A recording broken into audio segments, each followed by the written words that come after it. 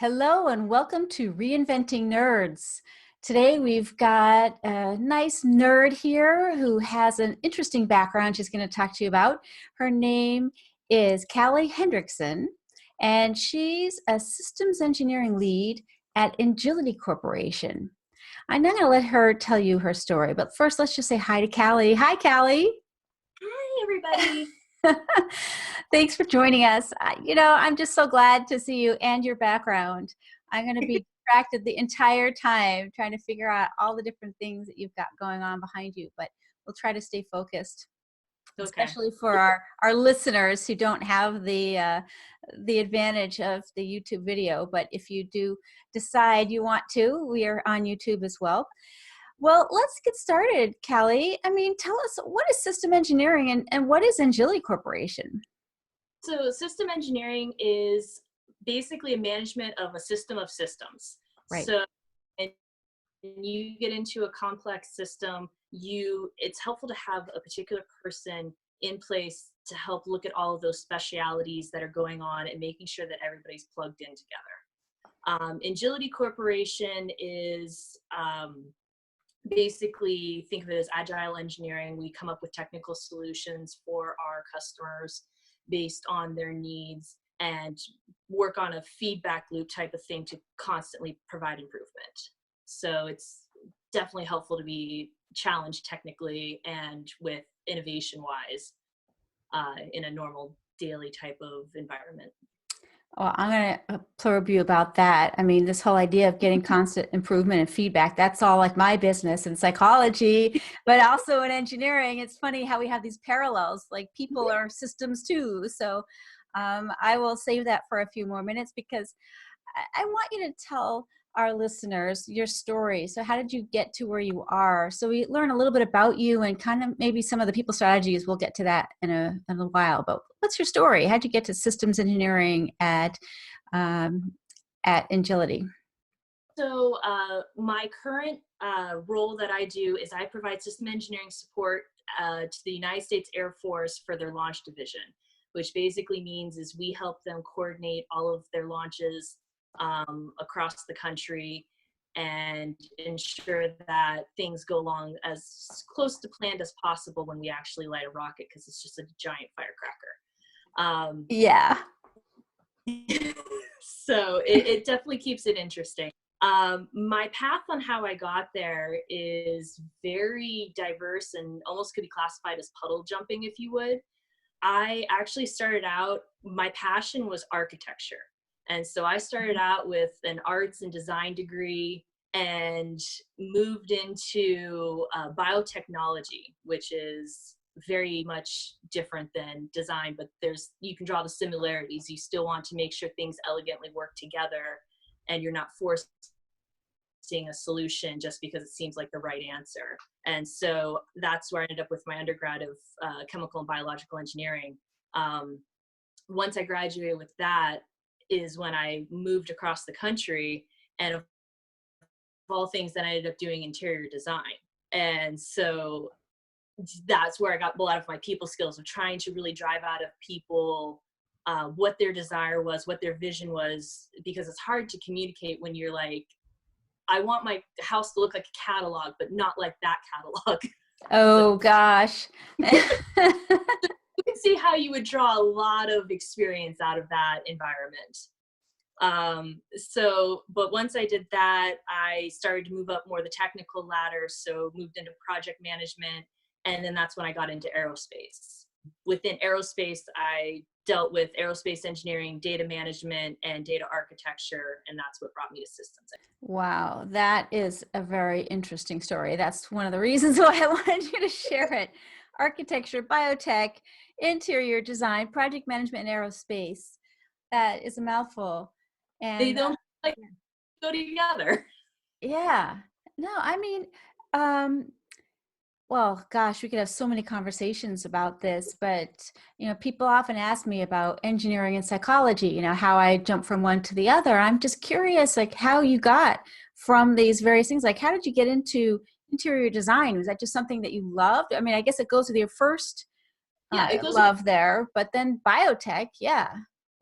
So it was really kind of a means to an end, a way to make ends meet. I wanted a lot of the biotechnology as a recent graduate is basically pro bono. You're getting credit for research and not necessarily Right. getting paid.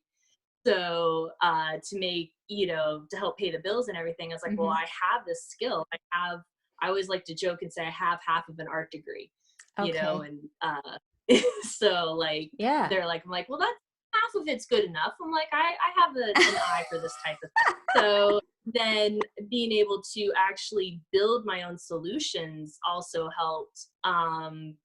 Like if I needed a curtain or a window covering that was a very specific shape or dimension, I would just make it. So that's what's able to propel me forward with that, is kind of using a little bit of innovation, a little bit of creativity. Okay. So I love this that you're talking about. Sometimes you just need to pay the bills. Mhm.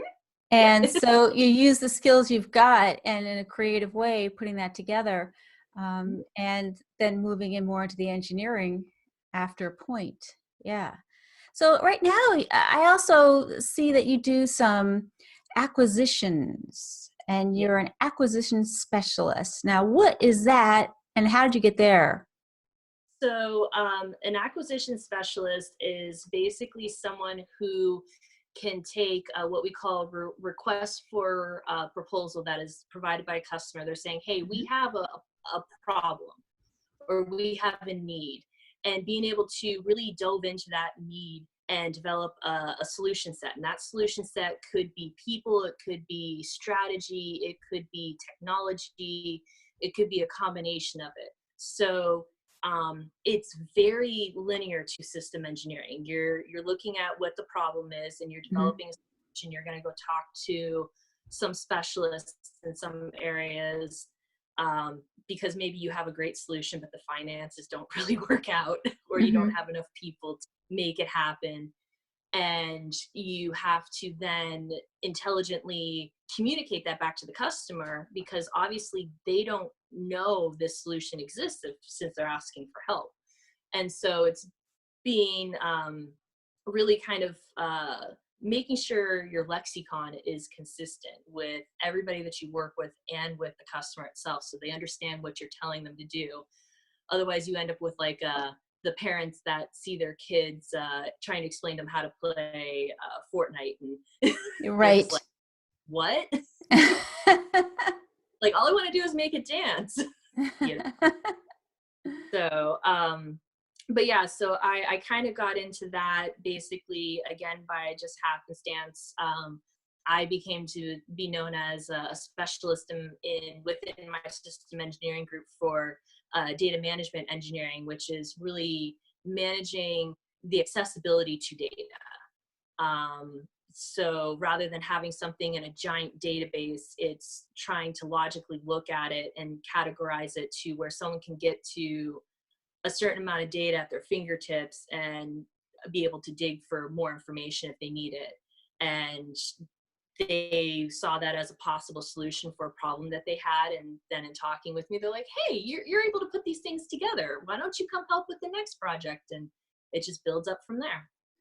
Okay, so I just hear people, skills, human thinking all throughout everything that you do. And I mean, it sounds like that's just one of your natural abilities going into it and into your design with arts and but thinking about people. But I mean, one of the things you just said was accessibility to data and organizing it logically. But Yeah. I wish that some of the data that I had to deal with was organized in a way that was actually accessible and made sense, I mean, or things like that. So tell our listeners, how you go about doing that and what kind of skills you need to be able to do that. Um, the way we go about doing that is we do rely heavily on use case. So it's Mhm. very user feedback driven, because when I personally am building a database, I'm likely not the person who's using it day to day. So Right. what I may be perfect and makes sense to me, and hand it over to someone going, this is perfect, and they just look at me like a deer in headlights, like, can you click on that again? Right. So we can use a combination of GUIs or SharePoints, and wiki pages, if you would, to be able to provide, to really figure out what do they need quickly and very concisely. Like, what is their daily data that they need? What is data that they need when it's like something's on fire? Right. That's the kind of thing you want to be able to have like a nice shortcut to. You probably don't need it every day, but there's that big red button and you don't know what it does until you need it. Right. So some scenarios, it sounds like, that people are dealing with, just sort of Yeah. a habitual kind of regular scenario, and then other ones like critical incidents kind of thing. Mhm. Uh-huh. And do you talk to users about this? Do you interview them, or do you just record things that they've done and their data acquisition, or what? It's a little bit of both. It depends on who's leading the effort. Personally, I like to go and I will sit with that person and I will Okay. watch what they do for a day or two. And Hmm. like, don't try to teach me what you're doing. Just do what you do, Right. and I'll observe and I'll back with questions. There's some people who will send out a questionnaire and say, what is the one thing when I mention this database, what is the one thing that just makes you want to bang your head against the wall? Right. And that's what we'll get in on, and then build out from there. So there's many different methodologies to doing that, and it depends on how vast of a database you're building as well. I mean, if you're starting with a new internet homepage, you probably want to go with the big chunk versus sitting with some Joe Schmo and seeing what he searches for on a daily basis. So Right. Huh. Yeah, I mean, I guess I used to work in human-centered design, way back, and somewhat similar kind of things that you're doing is going in and just checking out the users and finding out what they're doing, either surveying them or observing them or watching uh, their stored information, what they've done electronically. Well, one of the things that you've mentioned to me in the past is that you do a lot of multidisciplinary communication. Now, I'm getting that because you have a multidisciplinary career here, but maybe explain that to us in terms of your engineering. You talk to a lot of different people in different disciplines. What does that mean, and what do you do? So when, especially with dealing with launch, or even aerospace, when someone says an aerospace engineer, that can mean very many different specialties ranging from thermal to avionics and software to structural to propulsion. Hmm. And so basically multidisciplinary is we're all engineers. We all have a similar thought process, but some of us have different things that we're focused on. So when you're dealing with multidisciplinary work and communication, it's very helpful to make sure that there is kind of a similar language. Find what your similarities are with that person so that you can communicate to them in a meaningful manner. So it really kind of brings it back to people skills in conjunction with that technical understanding. Most engineers, probably are very familiar with the combustion engine, but, there's going to be a certain subset that's really dives in there and they can tell you every single detail of how that thing works. And I'm just like, yeah, it's an engine. It works. Try not to insult them. Yeah. Okay. Yeah. I'm Yeah. not trying to prove you. I have no need to prove you wrong right now. Right. You know, and that's one of the challenges that you can find is that some people are so specialized that they have to get out that statement of why they're a specialized in that thing. And the first time you meet them, they're going to tell you that they're, have studied, thermal reactions for 30 years of their life. And you just look at Mhm. them going, that's great, but that has nothing to do with what I want right now. But you just got to let them get it out of that way and recognize them for that. And they'll appreciate you more and be more willing to engage you on their discipline if they don't see you as an equal. Okay. So part of it is, um, listening to people and having some humility so that they can express their expertise and show their knowledge to you, Yeah. and not try to prove that you're smarter or whatever, or you know more, anything like that. It's really appreciating people for what they bring to the table. That's pretty much spot on. Mm-hmm. Yep. I've totally understand that. And in engineering world, it's kind of interesting. So you come up with people who really have very different backgrounds. What do you talk about this similar language though? What does that mean to have a similar language? So similar language is anyone with any type of background. I mean, this could be in business or whatever, but they tend to get into their own vocabulary and they get down into the weeds with specifics and even just certain language that they would use. And you need to be cognizant of when you're doing that yourself, so you can make sure that you can clarify that, oh, this term means this to us, and you don't misuse it. We see that with a variance. A variance, very, most people understand what that is. It's a slight, change from what is normal. Right. But to certain engineers, when you have a variance, they will go on into a spin thinking that some sort of test came not within the scope that they expected. And I'm like, no, I just mean a variance that they changed the title of this document. I was like, calm down. It's not. Right. So they're just freaking out that something came up that they were okay. Very important issue. Hey, we had a variance on this thermal test, and they're like, oh my God. And I was like, no, they just changed the title. It's okay. And they're thinking the rocket's going to crash, or explode. Okay. Some of it comes from just interacting with them. You do learn their language. And then there's, but saying variance is like such a techie way of saying it. I could come in and just as easily say, hey, they changed the title. Right. And that eliminated all of the panic there. I mean, that word isn't necessary in that communication. And I'm not trying to prove that I'm smarter by using a fancy word or something where something more simple could just suffice. So is that something you've had to work on in terms of? I especially dealing with the acquisitions, dealing with the business and the contracting. I've had to learn, especially with contracting, that they are so critical on the words that you use that if you try to get too specific, then you end up, shrinking the pot so much that you can't get what you want out of it. Right. So. Yeah. No, I know what you mean. I mean, both in business, people have all sorts of jargon and people want to sound either like super smart or like they're current, up to date on things, and they start speaking a language, or you go into engineering and so much of it is acronyms.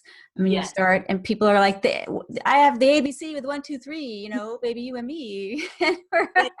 Acronyms are very they've grown out of proportion, especially in aerospace. And so I come in and I challenge them as like, what does that actually mean? And a lot of times they look at me, they can tell you what it is, but they can't tell you what the acronym actually stands for. Oh, that's interesting. So whenever I deal with new engineers, I always tell them, it's like, if someone uses an acronym that you don't know, don't be afraid. It doesn't have to be right that moment, but write it down. And then afterwards, to stop by and say, hey, can you just tell me what this is? And it'll lift you up, because you will realize that you don't not know as much as you think you don't know in that situation, and brings humility to them, brings them down a level that they don't know it either. Okay. Yeah, well, it also, speaking of multidisciplinary work, it can mean different things in the different disciplines too. Yeah.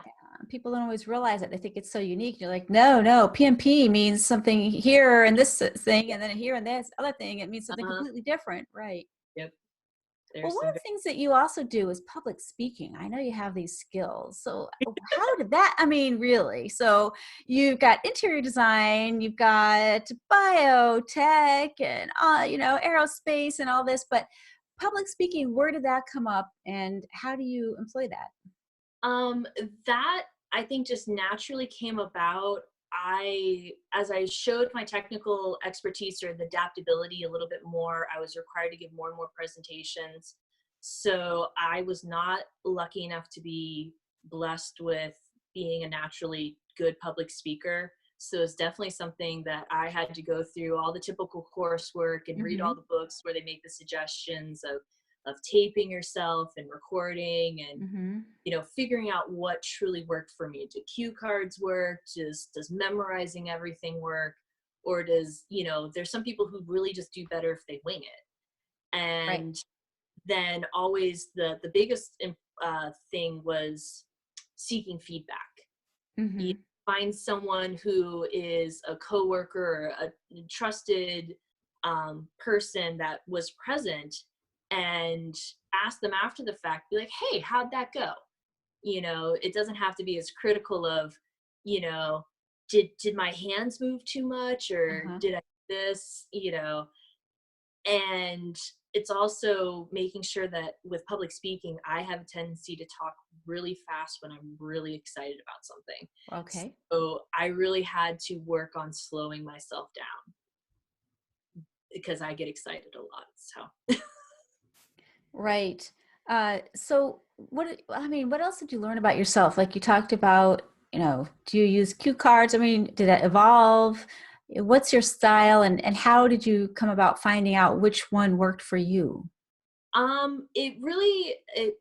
my style came out with more of a using cue cards for if I had big points that I absolutely needed to make sure that I Mm-hmm. hit, and then kind of winging it and meandering through the topics because, especially, I'll back up. My style is I like to engage with the audience a lot, so Mm-hmm. um, it naturally developed between being able to feed off of them. So whatever my plan was for I'm going to hit point A, point B, and point C, it might have to adjust a little bit as I'm going, but also being able to have the questions queued up in my head. So if someone in the audience does throw me off, I take control back of my public speaking. I don't let their question derail the entire presentation.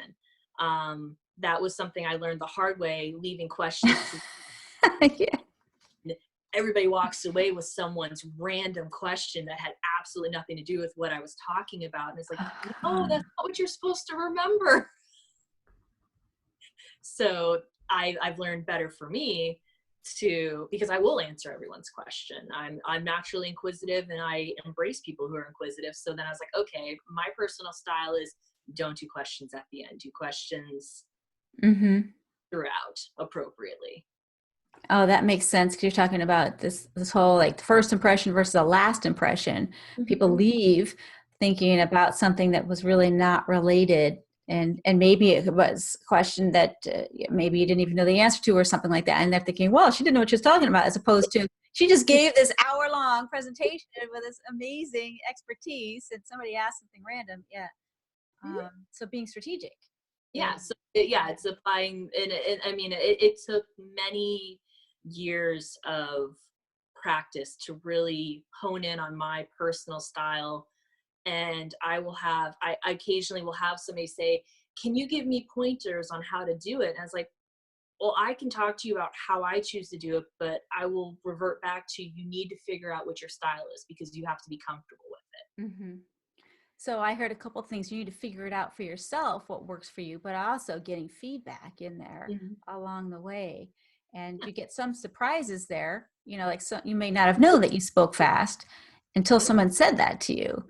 Especially moving across the country, what speaking fast in one Mm, and speaking fast in a different area are two different things. And sometimes I feel like I'm speaking like a tortoise. yeah. Go back east, and I'm giving a talk there, and they're like, "Can you speed this up a little bit?" What about the engineering types? Do they prefer fast, slow, or it really depends where they are too?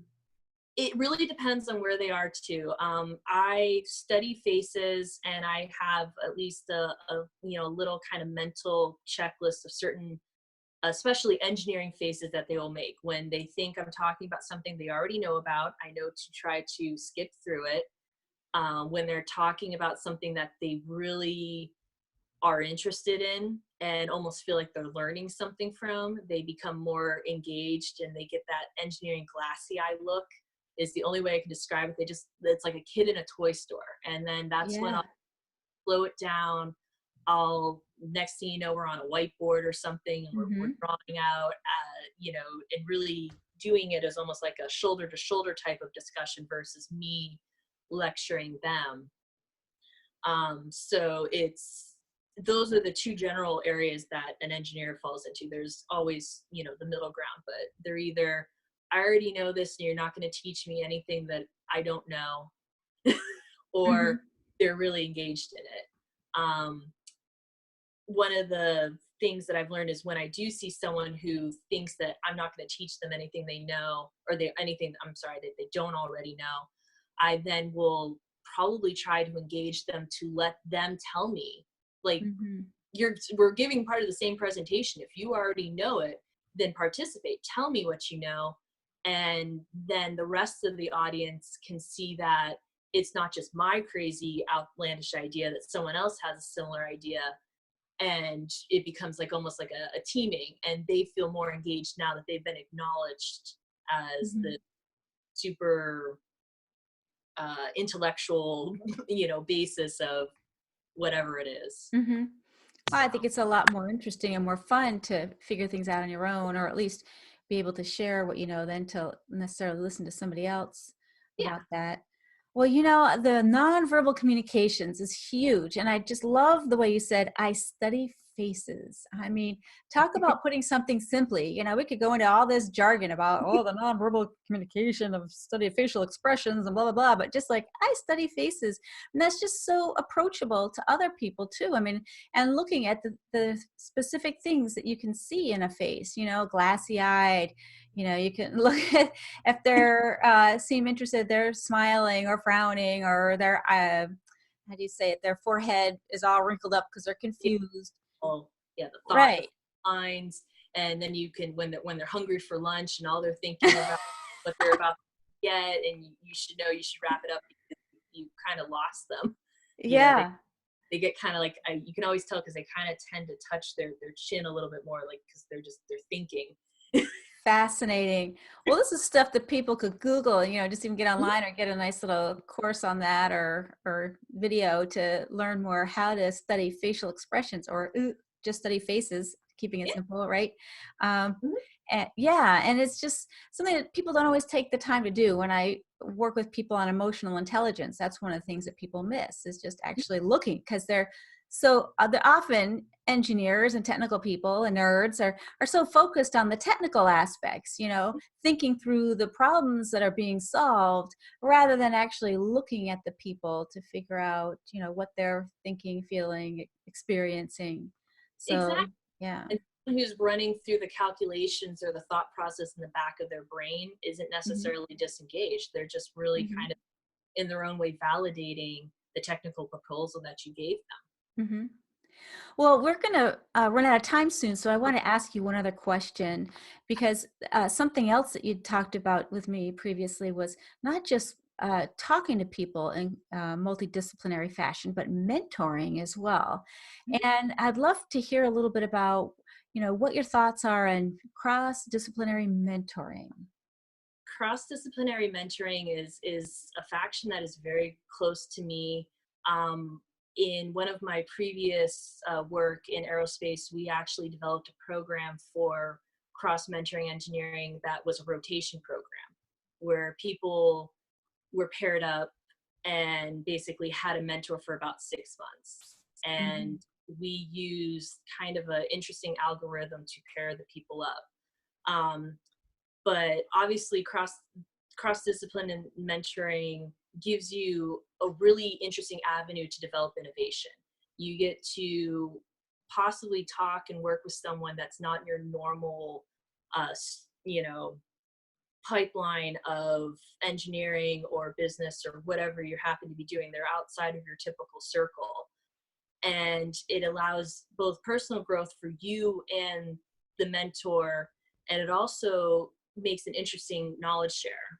We'll obviously get the knowledge share, but When I say personal growth, sometimes it's just as simple as being helpful as I'm running into this problem in engineering and I'm mentoring with someone who works in finance, and they happen to have a similar struggle, albeit very different causes and effects. Mm-hmm. But to really realize that, certain challenges or struggles are consistent throughout whatever discipline you may be in. So we always recommend when you're dealing with cross-discipline mentoring, it really starts with a question. If you want to work, if you're working with a mentor that's in your normal, sorry, the word's not coming to me, within your normal kind of discipline, you're trying to further your career, gain more experience, and really, piggyback off of their knowledge. But there's absolutely no reason that you can't do that same thing for someone who has a different discipline. I've spent many times with specifically people in finance.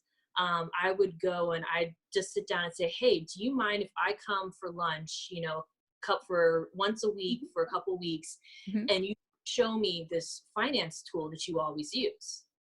As like, I don't need to be trained to be your replacement. I just want to understand this tool better. And they're like, okay. And, so it starts with a simple question. I want to learn more about a tool. And then as we developed our relationship and continued to have lunch together, we would have more conversations about the similarities in our two disciplines, the differences, and we would be able to give advice to each other. And then that, you build that relationship, that's someone that you can always lean on. And if I ever had a question about something in the depths of finance, I can go and ask that person, even if I haven't had lunch for them in years. And it's, Yeah. Well, you just put together like 4 or 5 different things at once here, and I just want to make sure our listeners and viewers got it all. Because first of all, the benefits of cross-disciplinary mentoring, right? You've got innovation because you're thinking differently. You're asking each other questions from outside. You also have personal growth that you're in there. But then you also talked about how to go about doing it. I mean, you've got some formal structures that you can put in place, but informally, go ask somebody to show you something in their discipline. I mean, really, what a great way to open the door there and then start the conversations flowing. And then taking advantage of that. And it's a two-way street here. You're not just taking all the time, but you're building a relationship that you can count on for years to come, and you can both share information for each other. Yeah. exactly. I mean, it's a win-win-win. The only other thing I'll add to that is I always recommend to people that if you have an opportunity to take a training in something outside of your discipline, then to actually do that. If nothing else, you learn the vocabulary for that group. And so, especially those that work at larger corporations, usually they have like a database of training. Right. And go in there and take something. I hate to use finance as an example again, Right. but you go and take a finance course. It'll take you 10 minutes to go through. You probably didn't really walk away with a whole lot, but except for a new vocabulary and how and an idea of how it's used. Yeah, I just love the way, I'm going to circle back here. In the end, it's we're all speaking the same language and keeping it simple. And that's what it's for, right? To be able to communicate with each other and understand each other. Because if you're using a bunch of jargon, acronyms, or specialized vocabulary, you're not helping anyone who's not necessarily, educated in the same area as you. So it's been really helpful, Calie. How can people get in touch with you after the show if they want to? I actually have a very simple email address. I Yes. use it's simple but creative. It's keepincontactwithcalie@gmail.com, because rather than using, someone having to remember my first name or my last name or where I worked when they met me, I was like, well, if you'd like to keep in contact with me, then keep in contact with Calie. And it just kind of came about because sometimes you'll meet someone, you get a business card, you kind of put it in your back pocket, and then you think of, hey, it would be really interesting to go and ask this person what they know about, or if they would be interested in talking to me over lunch about whatever it is that they do. Yeah. Even just setting up an email like that is sending out an invitation for people to stay in touch with you. So Calie is Calie for those on audio here. Keep in touch with Calie@gmail.com, and we'll have all the information in the show notes as well. But yeah, well, this has been super interesting, Calie, and I think you've given people a lot to think about in terms of a variety of things, Yeah. in terms of just communicating with people, but also branching out into their own personal development. So thank you so much for being a guest on Reinventing Nerds. No problem. I'm so happy to be a part of this, and thank you so much for engaging with me. I've taken away some interesting things as well, so I'm all set. Oh, excellent. Well, thanks to our listeners too and our viewers. And we're at reinventingnerds.com. And please join us. Please subscribe, rate, and review. And we'll see you next time.